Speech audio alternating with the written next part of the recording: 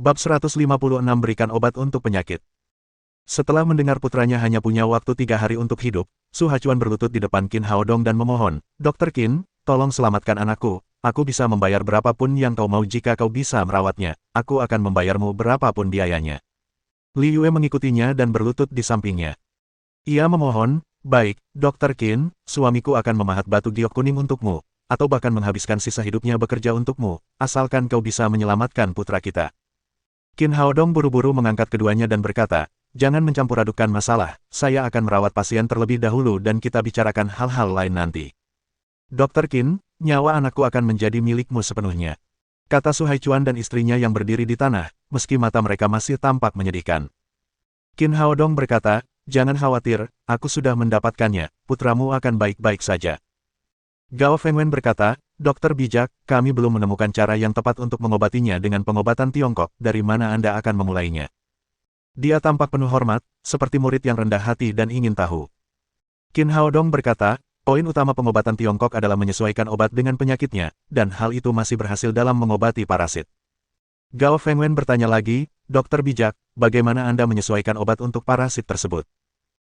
Parasit dalam tubuhnya bersifat hermafrodit, dan mereka lebih suka suhu yang lebih tinggi saat bertelur. Manusia adalah hewan berdarah panas, tetapi suhu di berbagai bagian tubuhnya berbeda-beda. Parasit sensitif terhadap suhu, jadi mereka masuk ke organ dalam untuk bertelur pada suhu yang lebih tinggi. Demam yang dialami pasien saat ini juga disebabkan oleh parasit, ia menaikkan suhu tubuh dan mempercepat perkembangbiakan parasit, sehingga membentuk lingkaran setan. Karena parasit menyukai suhu tinggi, kita perlu mendinginkan pasien dan mengendalikan perkembangbiakan parasit, lalu mengeluarkannya dari pasien. Dia mengeluarkan ponselnya dan menelepon Lin Momo setelah dia menjelaskan hal itu, memintanya untuk mengirim semua es batu di kantin Lin Group ke rumah Su Haichuan. Saat itu, Jiangnan sedang berada di musim panas, jadi tidak mudah menemukan banyak es batu dalam satu waktu. Namun, Lin's Group telah menyimpan sejumlah besar es batu di lemari pembeku kantinnya untuk meredakan panasnya musim panas bagi para stafnya. Lin Momo adalah wanita yang cukup cakap. Sabar dan Suat mengirimkan 2 kantong besar berisi es batu ke rumah Su Haichuan dalam waktu 10 menit. Qin Haodong meminta Sabar untuk menanggalkan pakaian Su Xiaolong dan membaringkannya di bak mandi di kamar mandi. Kemudian dia mengeluarkan jarum perak dan menusuk titik krusial di dadanya untuk melindungi jantungnya. Setelah semua pekerjaan selesai, Qin Haodong meminta Sabar untuk mengambil semua es batu ke dalam baskom. Air es itu benar-benar berhasil, dalam waktu 5 menit, demam Su Xiaolong turun hingga normal. Qin Haodong merasa jeda lagi dan mendapati frekuensi aktivitas parasit di dalam dirinya menurun secara signifikan, dan mereka berhenti bertelur. Seiring berjalannya waktu, sekitar 10 menit kemudian, Su Xiaolong membuka matanya. Ia merasa sangat dingin hingga bibirnya membiru. Ia tidak dapat berbicara karena gemetar. Ia hanya dapat melihat pasangan itu dengan tatapan memohon, yang cukup menunjukkan bahwa ia tidak dapat melanjutkan ini lagi.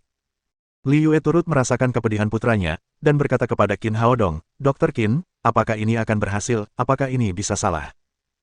Jangan khawatir, dia akan baik-baik saja, kata Qin Haodong sambil menggerakkan ujung jarum beberapa kali, mengalirkan ki asli kayu hijau ke dalam tubuh Su Xiaolong dan menjaga agar dia tidak mati karena suhu rendah.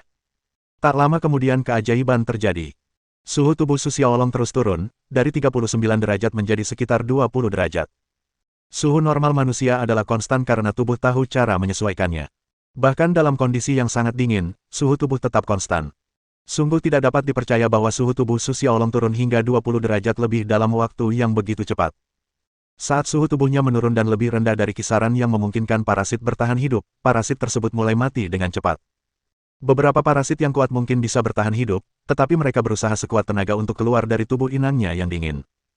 Parasit-parasit itu akhirnya berkumpul dan membentuk benang putih, keluar dari lubang hidung Su Xiaolong, tetapi suhu di luar bahkan lebih rendah daripada suhu tubuhnya. Mereka jatuh ke dalam air es begitu keluar, dan langsung mati. Situasi ini berlangsung selama setengah jam. Qin Haodong terus mengalirkan ki asli kayu hijau ke Su Xiaolong untuk mempertahankan hidupnya. Akhirnya, dia merasakan jeda lagi untuk memastikan semua parasit telah mati. Kemudian dia membiarkan Sabar dan Suat mengeluarkannya dari bak mandi dan membaringkannya di tempat tidur. Saat ini, bibir Su Xiaolong sudah hitam dan napasnya samar. Tubuhnya sedingin es dan dia merasa seperti orang mati. Pasangan itu bertanya dengan gugup, Dokter Qin, apakah Xiaolong baik-baik saja? Qin Haodong berkata, semua parasit telah disingkirkan, dan dia sedang dalam proses pemulihan, dia akan segera pulih. Sekarang Gao Fengwen semakin menghormati keterampilan medis Qin Haodong. Ia bertanya, Medical Sage, parasit-parasit itu telah dikeluarkan, tetapi bagaimana dengan kerusakan pada organ-organnya yang telah terjadi, bagaimana cara memulihkannya? Cara terbaik untuk memperbaiki organ yang terluka adalah akupuntur permajaan. Qin Haodong berkata sambil mengeluarkan kantong jarum dan membantu Su Xiaolong memperbaiki organ dalam yang rusak dengan akupuntur permajaan. 10 menit kemudian, dia mengambil kembali jarumnya dan menempelkan tangan kanannya di dantian Su Xiaolong, lalu dia mengeluarkan semua sisa ki dingin di dalam dirinya dengan ki asli kayu hijau. Oke, bangun, kata Qin Haodong sambil menepuk dada Su Xiaolong. Di bawah tatapan penuh harap dari semua orang di sekitarnya, Su Xiaolong buru-buru duduk di ranjang, dan wajahnya yang pucat berubah menjadi kemerahan. Dr. Qin, terima kasih telah menyelamatkan saya. Su Xiaolong tahu dengan jelas apa yang terjadi di luar, dan dia tahu pemuda di depannya telah menyelamatkan hidupnya. Dia melompat dari tempat tidur dan berlutut di hadapan Qin Haodong. Melihat putra mereka kembali bersemangat, pasangan itu pun meneteskan air mata. Mereka terlalu khawatir dan takut akhir-akhir ini dan kini mereka berlutut bersama putra mereka. Mereka sangat berterima kasih kepada Qin Haodong. Qin Haodong mengangkat ketiga orang itu dan berkata, bangunlah, aku seorang dokter, dan tugasku adalah menyelamatkan orang. Melihat Qin Haodong menangani pasien yang tidak mungkin bisa ditanganinya secepat ini, Gao Fengwen berkata dengan emosional, Dokter bijak, saya benar-benar terkesan dengan keterampilan medis Anda. Bahkan dokter terbaik Hua Tuo dalam sejarah Tiongkok tidak akan sebanding dengan Anda. Setelah itu, keluarga itu dengan hangat mengundang Qin Haodong ke ruang tamu. Mereka menuangkan teh, menyiapkan piring buah, dan berusaha sebaik mungkin untuk mentraktir Qin Haodong. Setelah semuanya selesai, Su Haichuan berkata, Dokter Qin, terima kasih telah menyelamatkan anak saya, katakan saja berapa biaya yang Anda tetapkan untuk ini, saya tidak akan pernah menolaknya selama saya mampu. Dia berkata dengan percaya diri. Di satu sisi, dia harus berterima kasih kepada Qin Haodong karena telah menyelamatkan nyawa putranya, dan di sisi lain, dia memang sangat kaya sebagai seorang ahli patung.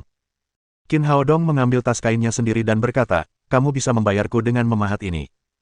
Mata Su Haichuan berbinar saat melihat giok kuning di dalam tas itu.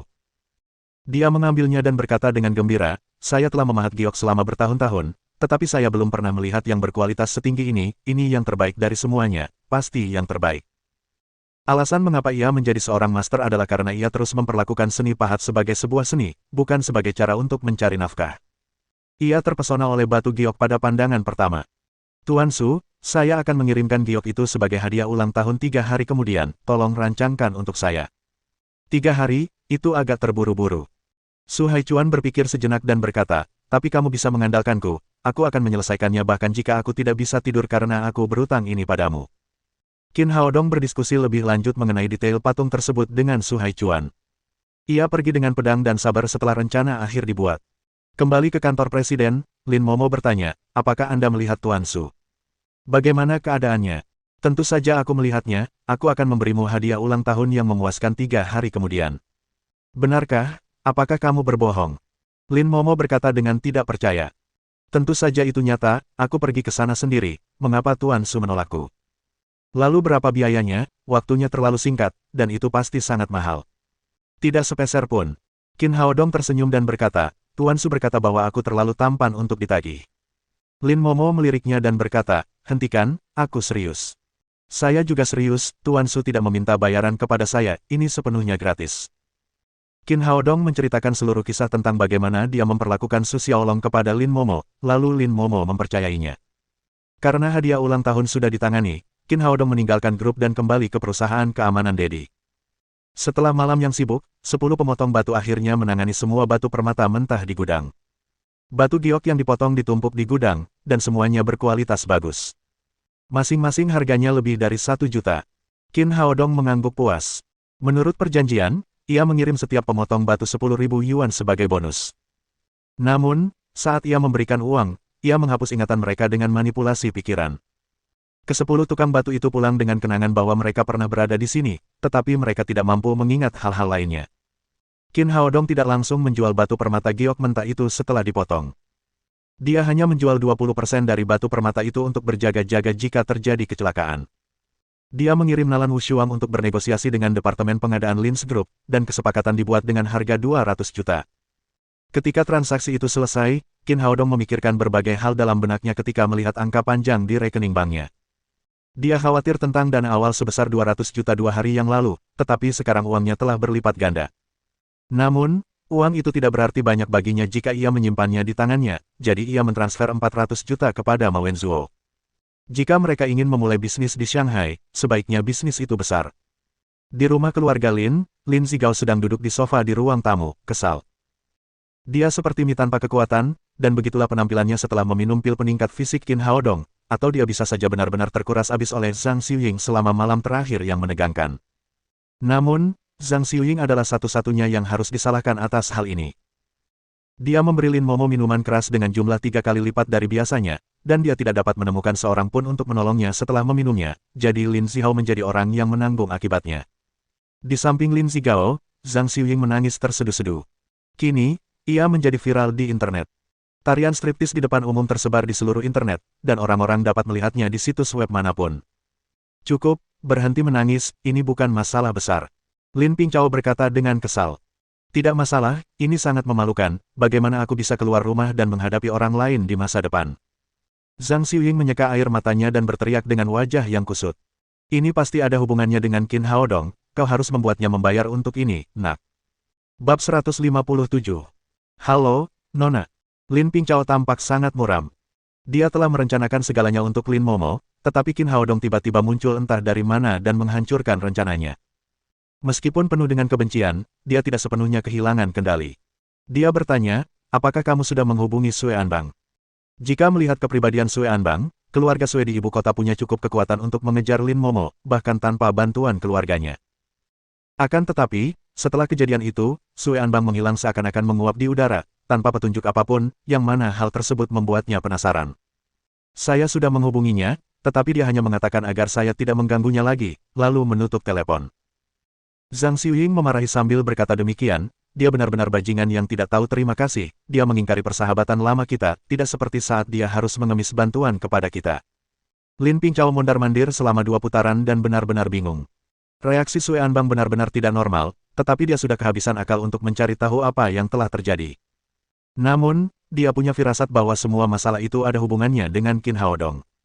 Qin Haodong adalah penghalang yang harus disingkirkan jika dia ingin mengejar Lin Momo. Zhang Xiuying berkata, kamu sangat pintar, nak, kamu harus kembali padanya demi aku, ibumu, dan memberi pelajaran pada orang itu. Jangan khawatir, Bu, aku akan mencari tahu sendiri, kata Lin Pingchao. Lin Zigao terdiam, lalu berkata, ulang tahun kakekmu yang ke-80 akan tiba 3 hari lagi. Kau harus menyingkirkan Qin Haodong sebelum itu, kalau-kalau dia akan membuat kekacauan. Lin Pingchao berkata dengan kejam, aku tahu, aku akan membiarkannya menderita. Keesokan paginya, Lin Group kembali beroperasi seperti biasa. Lin Pingchao melangkah ke Departemen Sumber Daya Manusia dan memasuki kantor Wakil Direktur, Guo Xiaomei. Hei, Saudara Pingchao, apa yang membawamu ke sini? Seorang wanita genit langsung menghampirinya begitu dia masuk. Dia memegang lengan Lin Pingchao dan memperlihatkan belahan dadanya yang dalam kepadanya. Wanita ini adalah Guo Xiaomei. Usianya sudah lebih dari 30 tahun, tetapi dia suka bertingkah muda. Dia memanggil Lin Pingchao sebagai saudara setiap kali mereka bertemu. Dia cukup cantik dan pandai menyenangkan pria. Jadi dia adalah salah satu simpanan Zhao Zongchen. Lelaki tua itu terpesona oleh wanita ini. Ia berusaha sekuat tenaga dan meminta bantuan Lin Zigao dan putranya, dan akhirnya, Guo Xiaomei dapat menduduki jabatan Wakil Direktur Departemen Sumber Daya Manusia di grup tersebut. Tidak apa-apa, aku hanya melihat-lihat saja. Lin Pingchao menyingkirkan lengan Guo Xiaomei dengan cara yang halus. Dia memang mesum, tetapi wanita itu terlalu jalang bahkan untuknya. Dia duduk di sofa dan bertanya, Xiaomei, bagaimana pekerjaanmu akhir-akhir ini, apakah semuanya berjalan lancar? Guo Xiaomei duduk dekat dengan Lin Pingchao, lalu berkata genit, terima kasih atas perhatianmu, Saudara Pingchao, aku baik-baik saja. Lin Pingchao berkata, dengan kapasitasmu, aku rasa kamu bisa menjadi lebih dari sekadar direktur departemen. Mata Guo Xiaomei berbinar. Dia mengusap dadanya di lengan Lin Pingchao dan berkata, Kakak Pingchao, apakah kamu serius, kapan kamu akan menjadikan aku direktur? Wakil direktur hanyalah jabatan nominal, dan dia tidak memiliki kekuasaan yang sebenarnya. Dia sudah lama menginginkan posisi direktur. Lin Pingchao memeriksanya dan berkata, saya dapat membantu Anda menduduki jabatan itu beberapa hari kemudian, hanya jika Anda dapat membantu saya, Anda tahu bahwa saya adalah satu-satunya cucu kakek saya, dan jabatan presiden pasti akan menjadi milik saya di masa depan. Tentu saja, semua orang tahu bahwa Saudara Pingchao jauh lebih cakap daripada Lin Momo, dan cepat atau lambat kamu akan menjadi ketua kelompok. Kata Guo Xiaomei dengan wajah menyanjung. Kemudian dia bertanya, saudara Pincao, apa yang kau inginkan dariku? Aku akan melakukan apapun yang kau inginkan dengan cara apapun, asalkan kau memberitahuku apa itu. Lin Pincao berkata, Anda salah satu rekan saya, jadi saya tidak ingin menyembunyikan sesuatu dari Anda. Kelompok tersebut baru-baru ini mempekerjakan seorang dokter kesehatan bernama Qin Haodong. Orang itu menyebalkan dan kami punya sejarah. Jabatan Direktur Departemen Sumber Daya Manusia akan menjadi milik Anda jika Anda dapat memenjarakannya selama berhari-hari. Itu mudah saja, dia hanya seorang dokter muda, dan aku sangat ahli dalam hal ini. Sepupuku baru saja dipromosikan menjadi wakil kapten regu kriminal. Satu kata yang kuucapkan padanya akan membuatnya dipenjara selama setengah tahun atau lebih. Guo Xiaomei merasa gembira, tetapi kemudian dia menyadari sesuatu ketika hendak menyelesaikan kalimatnya. Dia bertanya, Saudara Pincao, apakah Anda berbicara tentang pacar presiden? Setelah rapat Dewan Direksi terakhir, hubungan antara Lin Momo dan Qin Haodong telah terbongkar ke publik oleh media. Sekarang bukan lagi rahasia dan semua orang di grup mengetahuinya. Itu benar. Itu tidak mungkin baik, kata Guo Xiaomei, dan dia tampak sedikit takut. Apakah kamu masih menunggu Lin Momo untuk mengangkatmu menjadi direktur? Lin Pincao berkata, jangan lupa kamu bersamaku dan Direktur Zhao, tidak peduli seberapa kamu menyanjung Lin Momo, dia akan selalu menganggapmu menyebalkan, tidak lama lagi aku akan menjadi presiden, mengapa kamu masih peduli padanya? Guo Xiaomei ragu-ragu dan mendapati bahwa apa yang dikatakannya itu benar. Sekarang dia tidak punya pilihan selain diikat di kapal Lin Pincao, karena dia tidak mungkin bisa mengandalkan Lin Momo. Memikirkan hal itu, dia berkata, baiklah, aku akan melakukannya, tapi ingat untuk menepati janjimu. Jangan khawatir, aku orang yang menepati janjiku, selesaikan misi ini dan aku akan memberimu posisi direktur. Lin Pincao tidak tinggal lama setelah selesai berbicara. Dia meninggalkan kantor Guo Xiaomei sambil mencibir. Dia mengenal wanita itu dengan baik. Dia telah naik keranjang banyak pria dan telah mendapatkan hubungan yang dalam dengan polisi dan geng. Oleh karena itu, dia adalah orang yang tepat untuk menghadapi Qin Haodong dan itu tidak akan banyak memengaruhi Lin Pincao bahkan jika dia gagal. Dia adalah orang yang kejam dan menyimpan banyak dendam terhadap Qin Haodong, tetapi dia tidak akan pernah menghadapi Qin Haodong selama ada pilihan. Setelah mengusir Lin Pincao, Guo Xiaomei berpikir bahwa cara terbaik untuk memenjarakan Qin Haodong adalah dengan merayunya dan merusak reputasinya di kelompok itu. Kemudian dia akan menuduhnya di depan sepupunya, dan itu sudah cukup untuk memenjarakannya selama 2 atau 3 tahun. Memikirkan hal itu, Guo Xiaomei keluar dari kantor dan pergi ke ruang perawatan. Qin Haodong sedang duduk di kantor, minum teh dan mengobrol dengan Zhang Ziji di tempat kerja. Tidak ada staf wanita yang berani mengganggunya setelah hubungannya dengan Lin Momo terbongkar di grup, karena tidak ada yang berani merebut kekasih presiden. Orang-orang sesekali datang untuk menemui dokter, tetapi mereka segera pergi setelah itu. Sekarang ruang perawatan tiba-tiba kosong. Zhang Ziji tidak bisa merasa lebih baik setelah meminum pil peningkat fisik yang diberikan Qin Haodong. Dia sangat berterima kasih dan hormat kepada Qin Haodong sehingga dia datang bekerja lebih awal setiap pagi hanya untuk menyiapkan teh dan piring buah untuk Qin Haodong. Setelah mengobrol sebentar, ponsel Qin Haodong berdering. Dia memeriksa dan menemukan bahwa itu adalah nomor Nalan Wuxia. Ketika tersambung, dia bertanya, apakah ini kasus besar lainnya, Pak Polisi? Siapa yang bilang begitu? Kenapa aku tidak bisa menghubungimu tanpa membawa koper? Nalan Wuxia terdengar tidak puas. Ia melanjutkan, aku libur kerja hari ini. Aku akan mentraktirmu makan siang, apakah kamu punya waktu siang ini? Kapten Nalan tidak biasa mentraktirku, tetapi sekarang masih terlalu pagi, aku tidak bisa pulang kerja karena baru mulai bekerja, dan restorannya juga belum buka. Nalan Wuxia berkata, kalau begitu aku akan pergi ke tempatmu dan mari kita berangkat bersama nanti siang. Baiklah, aku ada di ruang kesehatan Lin Group, kamu bisa langsung masuk ke sini. Guo Xiaomei memeriksa rencananya sekali lagi di pintu ruang perawatan. Kemudian dia mendorong pintu hingga terbuka dan masuk ketika Qin Haodong baru saja menutup telepon. Dia menjadi lebih sombong di dalam kelompok dengan Zhao Zongchen, Lin Zigao dan Lin Pincao yang mendukungnya. Dia melangkah ke arah Qin Haodong dan Zhang Ziji. Dengan dagu terangkat tinggi, dia bertanya, siapa Qin Haodong? Ya, Qin Haodong merasakan permusuhan dari wanita ini.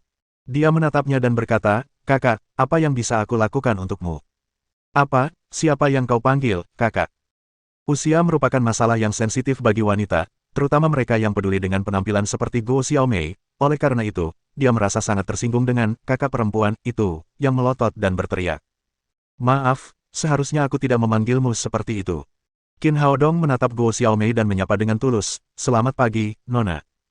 Hembuskan.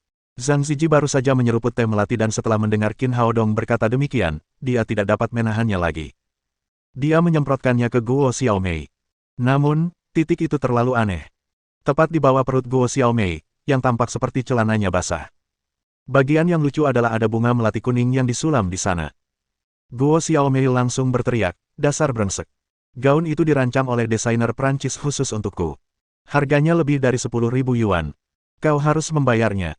Zhang Zijie cukup berhati-hati saat bekerja di perusahaan, dan dia tidak berani membuat siapapun marah. Selain itu, Guo Xiaomei adalah wakil direktur sumber daya manusia, dan dia memiliki hubungan dengan banyak pemimpin, jadi dia telah menyanjungnya. Ia merasa takut ketika mendengar gaun itu bernilai lebih dari 10.000 yuan karena gajinya tidak lebih dari beberapa ribu yuan per bulan. Ia hanya mampu membeli gaun itu jika ia berhenti makan dan minum selama 2 atau 3 bulan. Qin Haodong berkata seolah-olah dia tidak peduli, 10.000 untuk sebuah gaun, apakah kamu memeras kami? Kamu dapat memberitahu siapapun yang kamu inginkan, tetapi kami tidak akan membayar untuk ini. Anda, meskipun Guo Xiaomei sangat marah, dia tiba-tiba teringat tujuannya datang ke sini hari ini. Dia ingin menjebak Qin Haodong dan menuduhnya melakukan pelecehan seksual, tetapi dia disela olehnya hanya dalam beberapa patah kata. Sekarang semuanya menjadi kacau. Dia menarik napas panjang dan menenangkan diri, lalu berkata kepada Zhang Zijie, keluarlah. Bukankah kamu baru saja memintaku membayar gaunmu, mengapa aku harus keluar sekarang? Zhang Zijie bertanya dengan heran. Keluarlah dan aku tidak akan memintamu membayarnya. Guo Xiaomei pasti tahu apa yang penting sekarang, terlebih lagi, gaun itu palsu yang dibelinya di Taobao.com, yang harganya beberapa ratus yuan. Dia berbohong untuk memakaikannya pada anjing itu. Baiklah, aku akan pergi dan membiarkanmu bicara. Zhang Zijie berkata dan berbalik. Tunggu sebentar. Qin Haodong menghentikannya dan berkata, Dr. Zhang, tolong tetap di sini, reputasiku akan hancur karena gosip jika hanya ada kita berdua. Setelah dia mengatakan itu, Guo Xiaomei bertingkah seperti anak kucing yang menginjak ekornya sendiri. Dia berteriak, apa yang kamu bicarakan, aku seorang wanita, akulah yang akan menderita kerugian jika sesuatu terjadi. Qin Haodong menggelengkan kepalanya dan berkata dengan nada meremehkan, ada banyak jenis wanita, dan wanita sepertimu pasti akan menghancurkan reputasiku. Dia tidak hanya mengatakan itu. Dia telah merasakan aura setidaknya selusin pria di tubuh Guo Xiaomei. Dia tidak perlu bertanya untuk mengetahui betapa kacaunya kehidupan pribadinya. Mata Guo Xiaomei melotot, tetapi dia tidak punya cara untuk menghadapi Qin Haodong. Dia menoleh ke Zhang Zijie dan berkata, keluar atau aku akan membiarkanmu membayar gaunku. Saya akan tinggal demi reputasi baik Dr. Qin. Meski takut akan kompensasi, Zhang Zijie memilih untuk berdiri di pihak keadilan dan tetap bersama Qin Haodong. Bab 158 Kemarahan Nalan Wuxia. Guo Xiaomei tidak menyangka Zhang Zijie akan memilih untuk memihak Qin Haodong. Dia berkata dengan marah, dasar gendut, beraninya kau tidak menuruti perintahku, aku bisa memecatmu besok. Karena dia sudah menentukan pilihannya, Zhang Zijie kini cukup teguh. Dia berkata, saya tidak akan pergi kecuali Dr. Qin meminta saya. Baiklah, Fatih Zhang, tunggu saja aku dan kita lihat saja nanti. Guo Xiaomei menggertakkan giginya, tetapi dia tidak bisa berbuat apa-apa. Dia menoleh ke Qin Haodong dan berkata, aku tidak enak badan, tolong pijat aku. Dia sudah memutuskan. Begitu Qin Haodong menyentuh tubuhnya, dia akan berteriak. Fatih Zhang mungkin saksi, tetapi sepupunya, wakil kapten regu kriminal, pasti akan menegakkan keadilan untuknya. Qin Haodong tampaknya telah memahaminya. Dia bertanya dengan lugas, siapa kamu, mengapa aku harus melakukan apa yang kamu katakan? Guo Xiaomei marah dan tercengang. Dia berteriak, kamu adalah dokter perawatan kesehatan di perusahaan kami. Kamu adalah seorang karyawan, bukankah seharusnya kamu memijatku? Saya memang dokter kesehatan, tetapi saya berhak memilih siapa yang akan dipijat. Qin Haodong memeriksa Guo Xiaomei dari ujung kepala sampai ujung kaki dan berkata dengan nada meremehkan, kamu memotong kelopak matamu, membuka sudut matamu, membungkukkan hidungmu, mentato bibirmu, payudaramu besar tetapi terisi silikon, dan kamu melapisi pinggulmu. Bagaimana aku bisa memijat semua bagian tubuhmu yang palsu itu? Bagaimana jika aku merusak salah satunya dan kau membiarkanku membayarnya? Aku tidak bodoh. Bajingan, aku akan membunuhmu.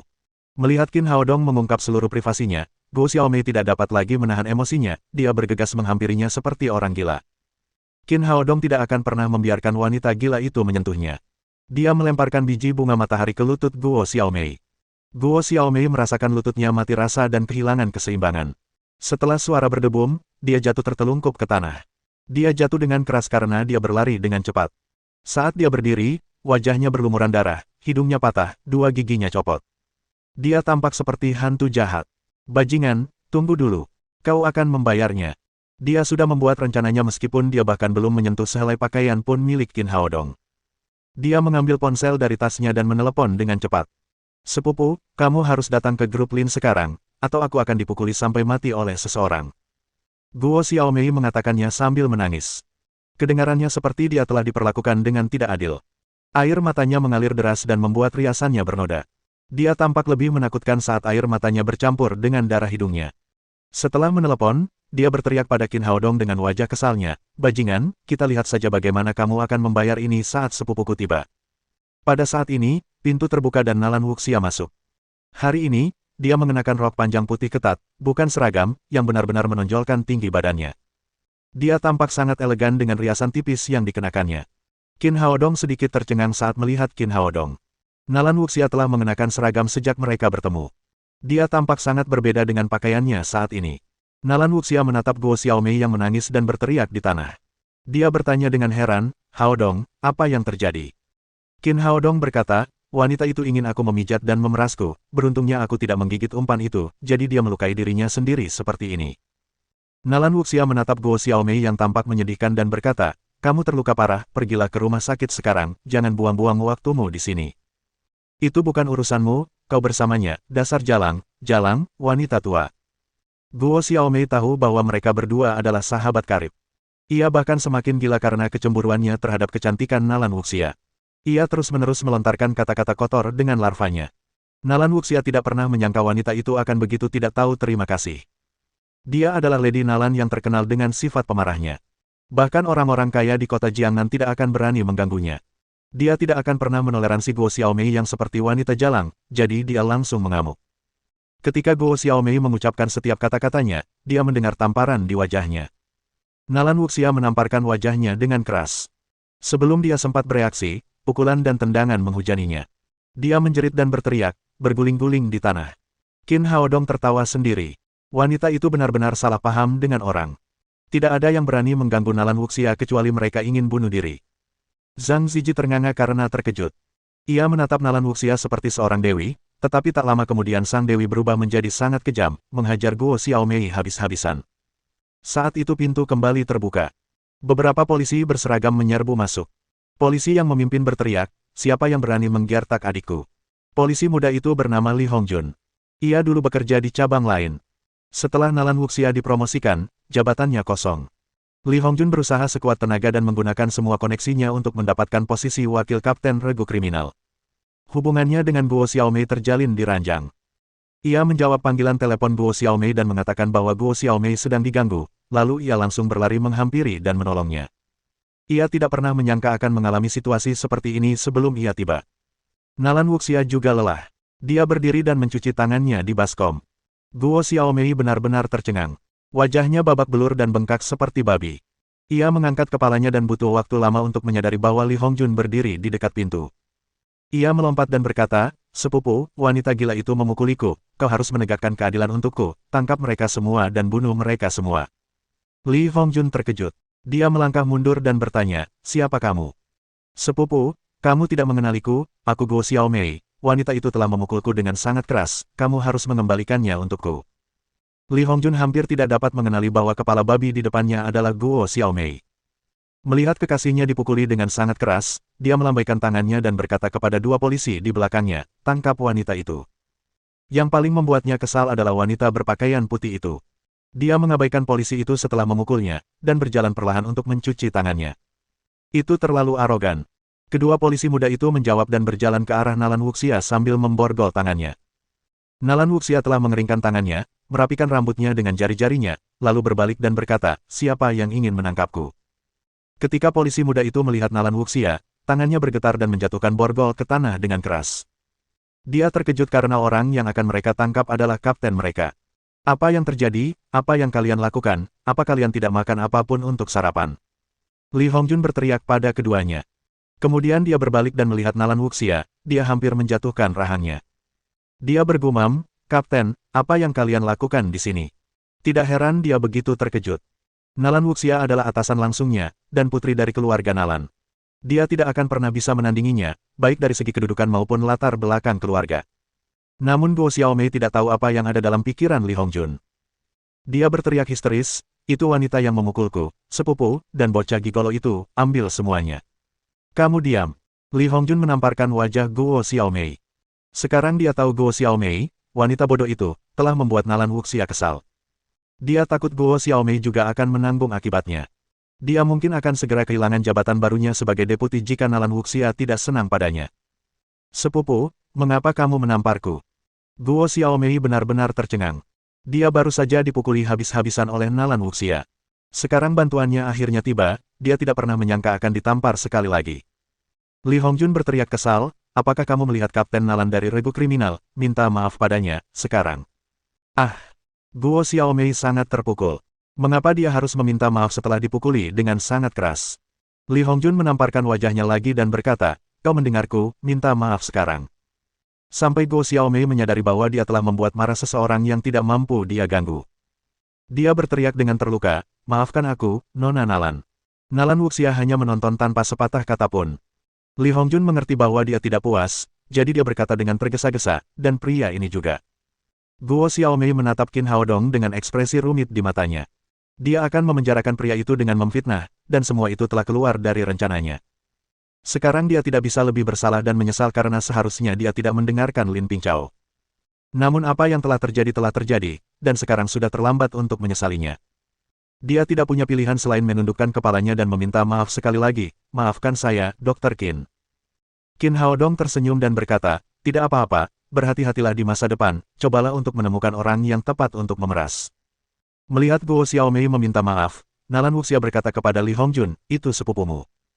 Ya, dia sepupuku, aku tidak mengajarinya dengan baik, aku minta maaf karena telah melihat ini, kata Li Hongjun sambil tersenyum. Bahasa sepupumu terlalu kasar, katakan padanya untuk berhati-hati. Li Hongjun berkata, tentu Kapten, aku yakin dia tidak akan melakukannya lagi. Baiklah, bawa dia pergi, Nalan melambaikan tangannya dan berkata. Terima kasih, Kapten.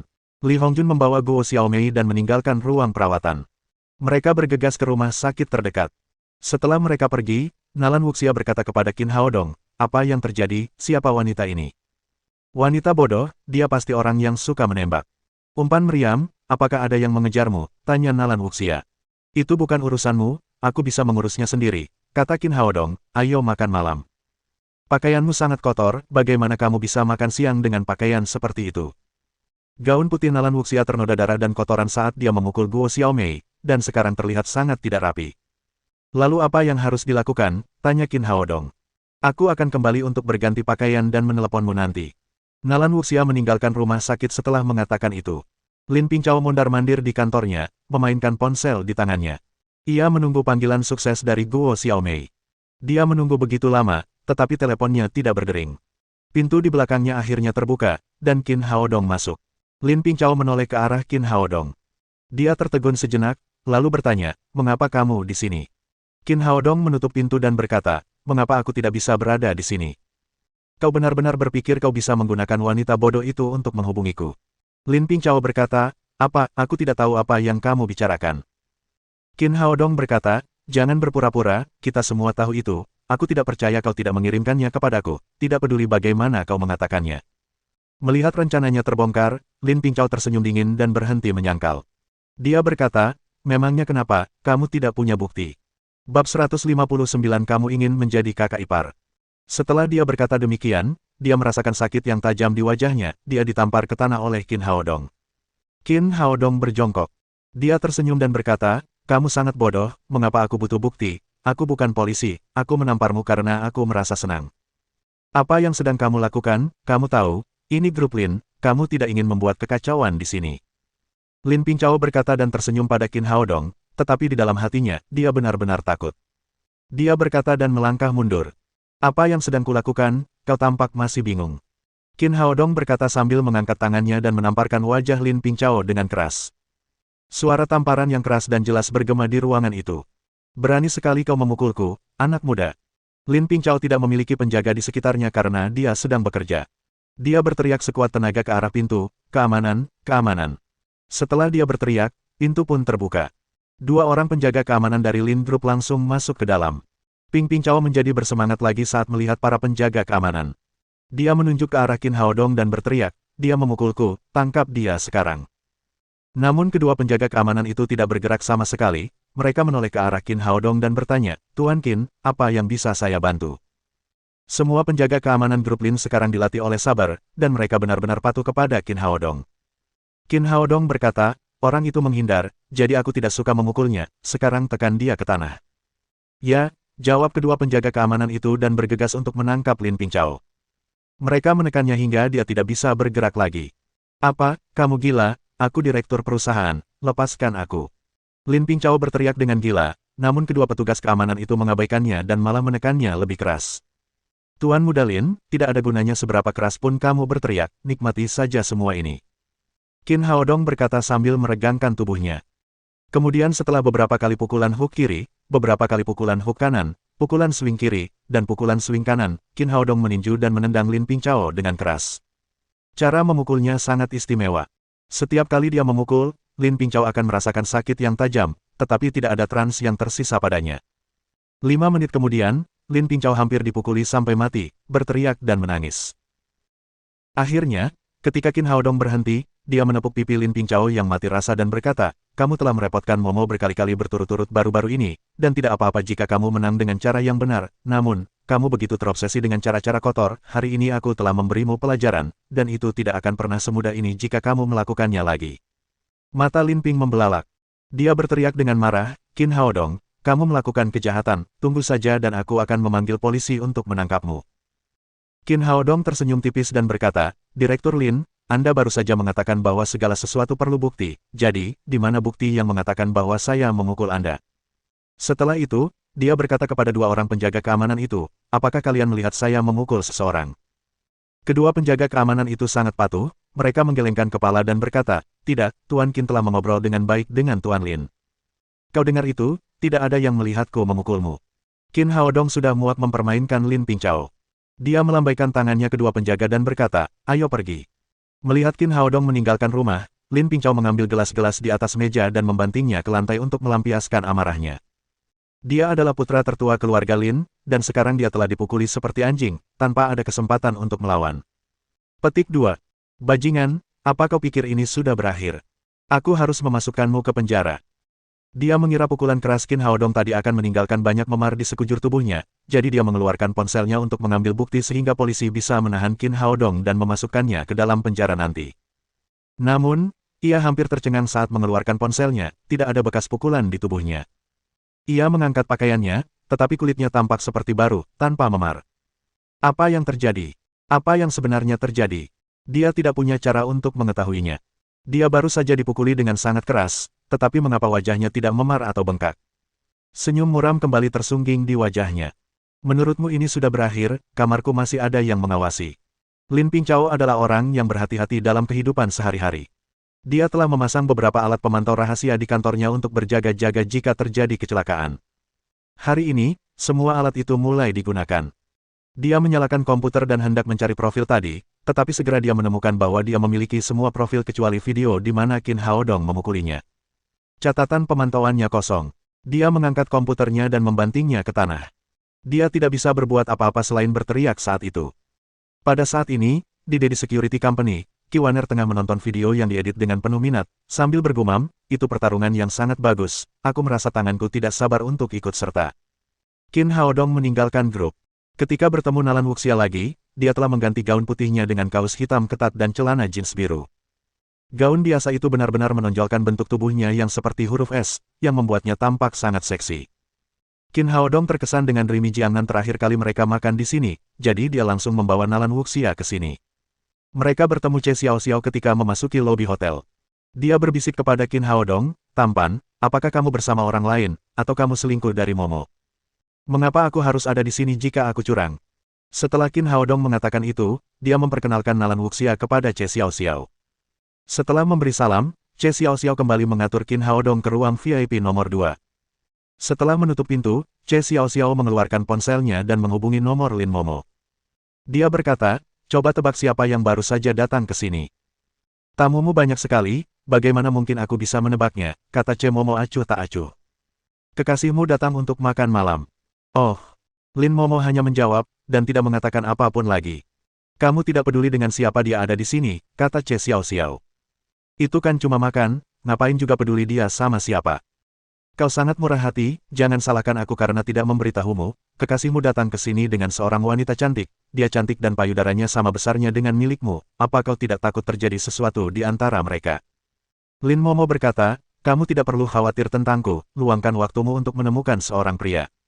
Rupanya, Che Xiaoxiao tidak ingin melepaskan Lin Momo. Dia bertanya, apakah kamu tidak cemburu?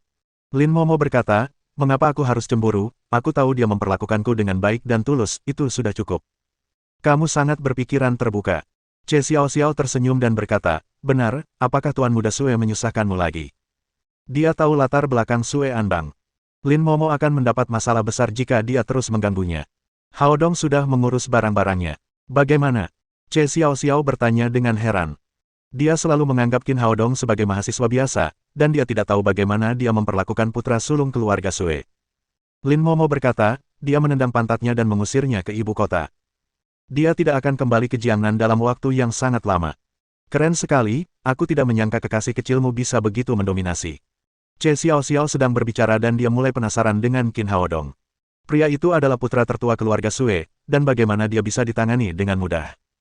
Di ruang VIP nomor 2, Nalan Wuxia sedang mengagumi pemandangan di luar jendela. Dia berkata, tempat ini bagus. Qin Hao Dong berkata, kamu sekarang kaptennya, kamu pantas mendapatkan tempat yang lebih baik. Nalan Wuxia berkata, itu tidak masalah, kapten atau wakil kapten, bagiku itu hampir sama saja, menjadi polisi wanita hanyalah minat pribadiku. Dia berkata jujur, kalau dia benar-benar ingin menjadi pejabat, dia bisa lebih dari sekadar sukses dengan bantuan keluarganya. Dia tidak harus naik ke sana selangkah demi selangkah, seperti yang dia lakukan sekarang. Pokoknya, dipromosikan tidak mungkin salah. Qin Hao Dong bersulam untuk Nalan Wuxia, lalu keduanya meminum semuanya. Nalan Wuxia tersipu setelah minum segelas minuman, mungkin karena dia bukan peminum berat. Dia menatap Qin Hao Dong dan berkata, aku sudah memberimu pelajaran hari ini, kau tidak ingin berterima kasih padaku untuk itu. Qin Hao Dong berkata, kita berteman, aku tahu kamu tidak akan peduli. Aku tidak peduli dengan orang lain, tapi aku peduli padamu, kau harus berterima kasih padaku. Aku bilang aku akan membayarmu dengan diriku sendiri, tetapi kamu tidak setuju. Qin Hao Dong tertawa dan mengeluarkan pil penguat kecil, dan memberikannya kepada Nalan Wuxia. Aku akan memberikan ini padamu jika kamu bersikeras. Nalan Wuxia mengambil pil penguat kecil dan bertanya, apa ini, apakah ini ramuan seharga 10 juta yuan yang kau jual ke Maldini? Itu disebut pil peningkat fisik, pil ini manjur untuk orang biasa, tetapi tidak untuk para prajurit, yang ini disebut pil penguat kecil. Pil ini akan meningkatkan kultivasi Anda setidaknya 1 tingkat jika Anda meminumnya. Pil peningkat fisik dibuat dari bahan-bahan sisa pil ini. Mata Nalan Wuxia berbinar. Dia tahu betapa berharganya ramuan itu, terutama yang dapat meningkatkan level kultivasi. Sedikit pil penguatan lebih berharga daripada 100 pil peningkatan fisik. Dia menerima pil penguat kecil itu dan berkata dengan pipi memerah, apakah kamu menginginkan sesuatu yang lain dengan mengirimiku ramuan yang sangat berharga ini? Qin Hao Dong bertanya dengan sedikit terkejut, ada hal lain. Kupikir kau ingin aku mengucapkan terima kasih. Apa lagi yang bisa kukatakan selain ucapan terima kasihmu? Suara Nalan Wuxia semakin pelan. Wanita gagah berani yang memukul Guo Xiaomei dengan kasar itu sudah pergi. Apa maksudmu dengan hal lainnya? Wajah Nalan Wuxia semakin memerah, dia bergumam, apakah kamu pernah berpikir untuk membiarkanku menjadi seseorang untukmu? Mendengar perkataannya, Qin Hao Dong langsung berkata, maukah kamu menjadi kakak iparku? Jangan salah paham, aku dan kakakmu hanyalah teman, kami adalah mitra, dia membantuku menjalankan perusahaan keamanan, dan tidak ada hubungan apapun di antara kami. Kakak ipar. Nalan Wuxia hampir tersedak air liurnya sendiri. Dia berpikir dalam hati bahwa Qin Hao Dong bagaikan sepotong kayu tanpa otak. Melihat wajah Nalan Wuxia memerah, Qin Hao Dong bertanya dengan khawatir, ada apa, kamu baik-baik saja? Tidak apa-apa, ayo minum. Nalan Wuxia meraih gelas di depannya dan meminumnya. Tampaknya dia ingin menghilangkan depresi di dalam dirinya dengan anggur merah. Dalam beberapa hari berikutnya, semuanya berjalan dengan baik. Ma Wenzuo dan anggota baru Dedi Security Company lainnya membuat kemajuan pesat dalam kultivasi.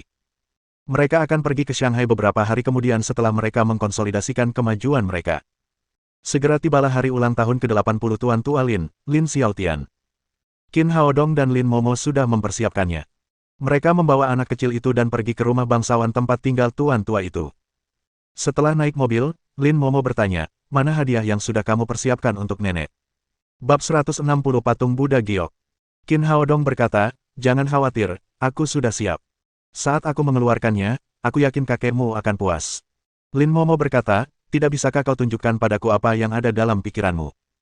Jangan terlalu misterius.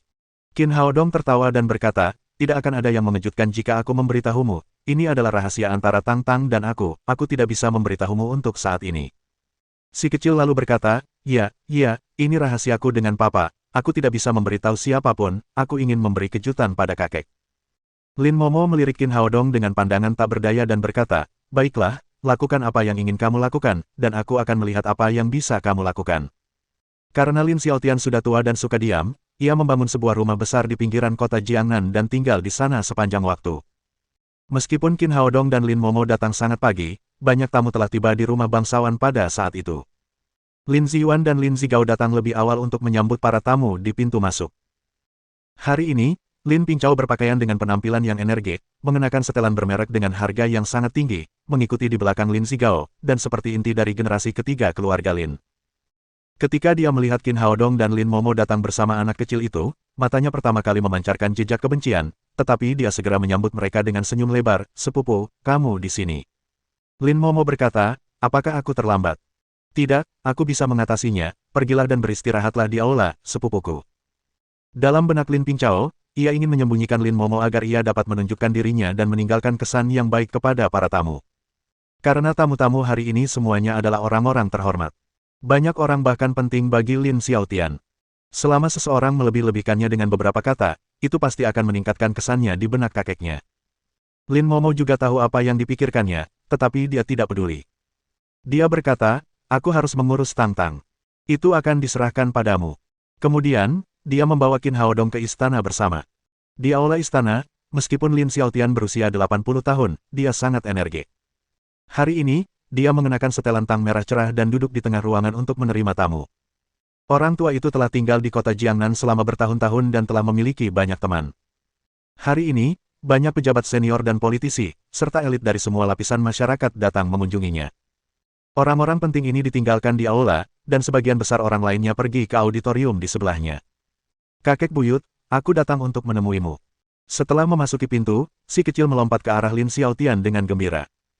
Lelaki tua itu duduk di kursi dengan tenang, tetapi ketika melihat lelaki kecil itu, ia langsung tersenyum dan berdiri serta memeluknya. Tang Tang, mengapa kamu tidak datang menemui kakek buyutmu begitu lama? Aku sangat merindukanmu. Aku juga kangen kakek buyut.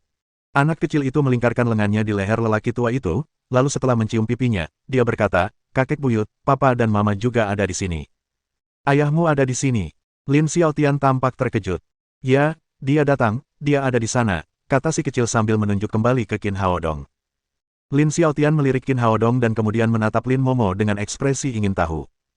Kakek, ini pacarku Qin Haodong, dan ayah baptis Tang Tang. Lin Momo tidak banyak bicara, namun dia memperkenalkan identitas Qin Haodong secara menyeluruh dan menjelaskannya kepada lelaki tua itu. Qin Haodong mendekat dan berkata, halo, namaku Qin Haodong, dan aku pacar Momo. Oh. Lin Xiaotian menganggukkan kepalanya dan mulai menatap Qin Haodong dengan mata yang menyala-nyala. Sesaat kemudian, dia mengangguk dan berkata dengan lembut, kamu tidak buruk. Ketika dia berbicara, wajahnya bebas dari emosi, dan tidak jelas apakah dia benar-benar menghargai Qin Haodong atau dia hanya mengucapkan kata-kata sopan. Setelah menyapa, Qin Haodong dan Lin Momo duduk di satu sisi, sementara si kecil berbaring langsung di pelukan lelaki tua itu. Seiring berjalannya waktu, semakin banyak orang yang datang untuk memberikan ucapan selamat ulang tahun. Menjelang siang, terdengar keributan di luar pintu. Dua orang setengah baya berjalan memasuki aula bersama-sama. Qin Haodong melirik kedua kenalannya. Salah satunya adalah Qian Duoduo, Presiden Asosiasi Giok Jiangnan, dan yang lainnya adalah Guo Feng, Direktur Pusat Penilaian Barang Antik Jiangnan. Meskipun mereka bukan pengurus resmi, mereka adalah tokoh yang sangat dihormati dan berwibawa di kalangan kuno dan giok. Jadi ketika mereka muncul, mereka langsung dikepung dan diikuti oleh banyak orang. Lelaki tua Lin Xiaotian memiliki 3 hobi dalam hidupnya, yaitu giok, barang antik, dan melukis. Ia telah menjalankan Lin's Group selama bertahun-tahun, jadi ia memiliki hubungan yang sangat baik dengan Qian Duoduo dan Guo Feng. Mereka adalah teman lama selama bertahun-tahun. Melihat mereka memasuki pintu, ia bangkit untuk menyambut mereka. Setelah menyapa lelaki tua itu, Qian Duoduo dan Guo Feng baru saja hendak duduk ketika mereka melihat Qin Haodong duduk di sebelah mereka. Qian Duoduo melangkah ke arah Qin Haodong dan berkata dengan terkejut, Dr. Qin, Anda juga ada di sini. Guo Feng juga mengikutinya. Setelah membawa kembali sensor Suande terakhir kali, dia telah meminta banyak ahli untuk mengidentifikasinya kembali dan akhirnya memastikan bahwa itu adalah sensor Xuande yang asli. Karena itu, dia mengagumi kemampuan Qin Haodong dalam mengidentifikasi barang antik, dan datang dengan hormat untuk menyapa Qin Haodong. Baik Qian Duoduo maupun Guo Feng merupakan pakar dan ahli di bidangnya masing-masing, namun tidak disangka bahwa kedua pria berbadan besar begitu hormat kepada pemuda ini. Hal tersebut langsung membangkitkan rasa ingin tahu para tamu terhadap Qin Haodong. Lin Xiaotian juga sangat jelas tentang kedua sahabat lamanya. Mereka selalu bangga, tetapi sekarang mereka menganggap serius cucu menantunya yang baru, yang membuatnya menjadi penasaran dan menatap Qin Haodong dengan makna yang dalam. Setelah menyapa, Qian Duoduo dan Guo Feng hanya duduk di sekitar Qin Haodong dan bertukar pandangan tentang batu giok dan barang antik dengannya. Qin Haodong tidak tahu banyak tentang kedua hal ini. Dia sepenuhnya mengandalkan spiritualitas untuk membedakan batu giok dan barang antik. Tentu saja, hal semacam ini tidak dapat dijelaskan dengan jelas. Jadi pada dasarnya dia tidak banyak bicara. Sementara Qian Duoduo dan Guo Feng berbicara tanpa henti. Namun karena hal itu, ia meninggalkan perasaan yang tak terduga kepada kedua orang tersebut. Waktu berlalu dengan cepat. Pada pukul 11.30 siang, Lin Momo membantu Lin Xiaotian ke aula perjamuan ulang tahun. Ada lebih dari 20 meja di auditorium. Ada karakter besar Shou yang berarti umur panjang di tengahnya. Begitu Lin Xiaotian memasuki auditorium, tepuk tangan langsung terdengar. Setelah para tamu duduk, tuan rumah keluarga Lin, yang telah dibayar banyak uang, mulai tampil dengan sensasional. Ia memberikan pengantar lengkap tentang kisah hidup lelaki tua itu. Selanjutnya, generasi muda keluarga Lin mengucapkan selamat ulang tahun kepada lelaki tua itu dan memberikan hadiah mereka. Urutan ucapan selamat ulang tahun tidak begitu jelas, tetapi secara umum, ucapan selamat diberikan dari luar ke dalam, dari tua ke muda. Yang pertama memberikan hadiah ulang tahun adalah kerabat jauh keluarga Lin, dan terakhir adalah dua bersaudara Lin Ziyuan dan Lin Zigao. Ayah, aku mendoakanmu panjang umur dan semoga sukses. Lin Ziyuan berkata bahwa kemudian memberikan hadiahnya, sebuah pohon cemara yang sangat indah. Meskipun tidak berharga, pohon itu memiliki makna yang dalam. Itu adalah hadiah yang paling cocok untuk ulang tahun. Setelahnya, Lin Zigao menyerahkan plakat umur panjang setelah mengucapkan beberapa kata keberuntungan. Berdasarkan perintah, giliran Lin Momo seharusnya tiba, namun Lin Pingchao datang lebih dulu ke Lin Xiaotian dan berkata, "Kakek, aku doakan kakek panjang umur, seperti Laut Huaxia Timur dan Gunung Nanshan." Setelah itu, dia melambaikan tangannya ke pengawal di belakangnya. Pengawal itu membawa sebuah kotak sutra yang tingginya lebih dari 1 kaki. Kotak itu dihiasi dengan emas dan batu giok, yang tampaknya sangat berharga hanya jika dikemas.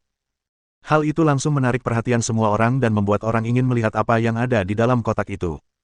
Lin Pingchao tampaknya berusaha membangkitkan rasa ingin tahu semua orang. Dia tidak bergerak terlalu cepat. Dia perlahan membuka bungkusan kotak sutra itu dan dengan hati-hati mengeluarkan patung Buddha giok yang tingginya sekitar 20 cm. Patung Buddha giok itu bening dan putih, lembut, lembab, dan nyaris tanpa cacat. Patung itu tampak seperti daging segar dari seekor kambing gemuk. Kilaunya seperti minyak kental. Sekilas, patung itu dapat dipastikan sebagai sesuatu yang baik dan sangat berharga. Ya Tuhan, ini giok lemak kambing, ini giok lemak kambing kualitas terbaik. Giok lemak kambing tidaklah mengejutkan, tetapi giok lemak kambing dari patung Buddha giok sebesar itu bisa sangat berharga. Dia pantas menjadi kakak laki-laki keluarga Lin, sungguh sulit merayakan ulang tahun lelaki tua itu, berapa harga patung Buddha giok seperti itu. Mendengar komentar di sekitarnya, Lin Pingchao tersenyum dengan ekspresi bangga. Dia mengambil patung Buddha giok dengan kedua tangan dan mengirimkannya ke Lin Xiaotian. "Kakek, konon batu giok dapat menopang kehidupan manusia, jika kakek menaruh patung Buddha giok ini di kamar tidur kakek, kakek pasti akan hidup lebih dari 100 tahun. Lin Zigao juga buru-buru berkata, "Pingchao mengingat ulang tahun ayah, untuk memberi selamat padamu, dia membeli patung Buddha giok ini dari pelelangan seharga 12 juta yuan." Lin Xiaotian sangat menyukai batu giok dan barang antik dalam hidupnya. Ketika melihat patung Buddha dari batu giok ini, dia langsung tersenyum dan menerimanya dengan hati-hati di tangannya serta memainkannya. Setelah beberapa saat, dia menghela napas dan berkata, "Bagus sekali, sungguh bagus, Pingchao benar-benar perhatian." Setelah itu, dia menoleh ke Qian Duoduo yang ada di sampingnya dan berkata, "Presiden Qian, bisakah Anda membantu saya melihat patung Buddha giok?" Qian Duoduo adalah seorang ahli identifikasi batu giok, tokoh terkemuka dalam industri batu giok di kota Jiangnan. Ia memegang patung Buddha batu giok di tangannya dan memandanginya selama 4 atau 5 menit. Kemudian ia berkata, "Ini benar-benar bagus. Ini adalah batu giok lemak kambing yang halus. Selain itu, seni ukirnya sangat indah dan tampak nyata. Ini adalah mahakarya seorang ahli terkenal. Jika tebakanku benar, nilai patung Buddha giok ini seharusnya antara 20 juta hingga 30 juta yuan." Jika dia membelinya dengan 12 juta yuan, itu benar-benar murah. Petik 2. Lin Pingchao berkata, saat itu, lelang dilakukan secara pribadi, orang lain akan berhenti menawar pada harga ini. Kalau tidak, saya akan membelinya untuk ulang tahun kakek, tidak peduli seberapa mahal harganya. Orang ini tidak hanya pintar, tetapi juga pandai menyanjung. Ia menunjukkan baktinya kepada orang tua dengan cara yang alami. Qian Duoduo tidak mengembalikan patung Buddha Giok kepada Lin Xiaotian setelah bermain, tetapi menoleh ke Qin Haodong di sebelahnya. Tuan Qin, tolong bantu saya melihat batu giok itu dan lihat apakah saya benar. Setelah itu, semua orang menatap Qin Haodong. Mereka tidak mengerti bagaimana pemuda itu bisa membuat Qian Duoduo, Presiden Asosiasi Jade, begitu hormat. Apakah pemuda itu lebih baik dalam mengidentifikasi Jade daripada dirinya? Qin Haodong mengambil batu giok itu dan melihatnya dari atas ke bawah. Lin Pingchao berkata dengan bangga, bagaimana dengan itu, apakah patung Buddha giokku bagus? Tujuannya hari ini adalah untuk pamer di pesta ulang tahun lelaki tua itu dan menekan Lin Momo. Jadi dia menghabiskan begitu banyak uang untuk membeli ini. Pada saat yang sama, dia sangat percaya diri dengan patung Buddha giok itu, percaya bahwa dia pasti akan memenangkan hati lelaki tua itu. Tanpa diduga, Qin Haodong tersenyum padanya, lalu mengangkat tangannya dan dengan keras melemparkan batu giok itu ke tanah. Hanya mendengar bunyi klik, patung Buddha giok gemuk daging kambing yang jumlahnya lebih dari 10 juta itu tiba-tiba menjadi pecahan.